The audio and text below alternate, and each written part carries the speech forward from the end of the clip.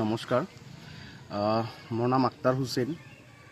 মই এটা জৰুৰী ভিডিঅ' বাৰ্তা বিশেষকৈ 10 নং বিলাসীপাৰা সমষ্টিৰ সমূহ ৰাইজলৈ পঠিয়াব বিচাৰিছোঁ আৰু যোনে এই ভিডিঅ'টো পাব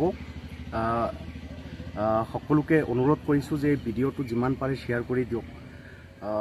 এতিয়া বিজেপিয়ে বিশেষকৈ বিলাসীপাৰা সমষ্টিত আমি দেখিবলৈ পাইছোঁ যে বিলাসীপাৰা সমষ্টিত 19খন জিপি আছে আৰু 182 বুথ আছে আমি যিমান দূৰলৈকে জানো।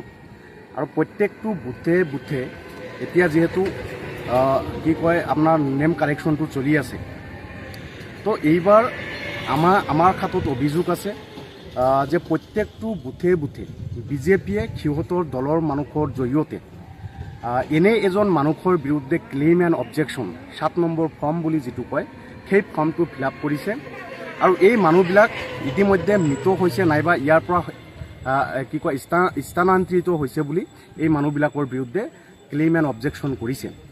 এইটো অতি জৰুৰী, যিহেতু সময় খুব কম। এই ভিডিঅ'টো যিমান পাৰে আপোনালোকে শ্বেয়াৰ কৰি দিয়ক আৰু চবে বিশেষকৈ বিলাসীপাৰা সমষ্টিত বিজেপিয়ে টাৰ্গেট লৈছে যে ইয়াৰ পৰা 15 বা 20 হাজাৰ মানুহৰ নাম তেখেতসকলে যিকোনো প্ৰকাৰে বিশেষকৈ সংখ্যালঘু মুছলমান মানুহৰ নাম কৰ্তন কৰি এই সমষ্টিটো তেখেতসকলে জিকিব বিচাৰিছে বা জিকিবলৈ এক অপপ্ৰয়াস বিজেপিয়ে কৰি আছে।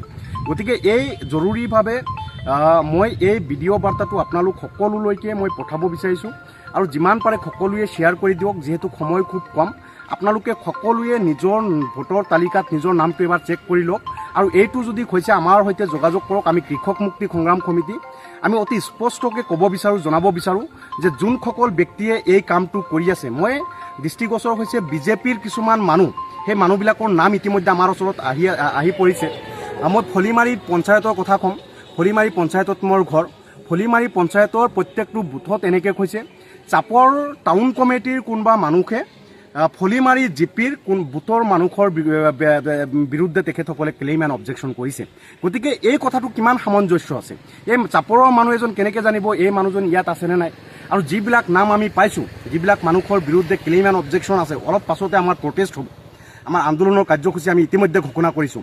আৰু স্পষ্টভাৱে বিজেপি দলৰ যিসকল কৰ্মকৰ্তাই আৰু যদি কোনো DC SP যদি ইয়াৰ সৈতে বা প্ৰশাসনিক বিষয়া যদি ইয়াৰ সৈতে জড়িত আছে, আপোনালোকে এই বস্তুটো অতি শীঘ্ৰে বন্ধ কৰিব লাগে। ইলেকশ্যন কমিশ্যন যিসকল ব্যক্তি বা BLৰ জৰিয়তে এই কামটো আপোনালোকে কৰাই আছে, অতি শীঘ্ৰে আপোনালোকক সকিয়নি প্ৰদান কৰিছোঁ যে এই কামটো অতি সোনকালে এইজন মানুহৰ নাম যদি অনৈতিকভাৱে এনেকৈ ভোটাৰ তালিকাৰ পৰা যদি কৰ্তন কৰা হয়, ইয়াৰ ফল আপোনালোকে ভুগিব লাগিব।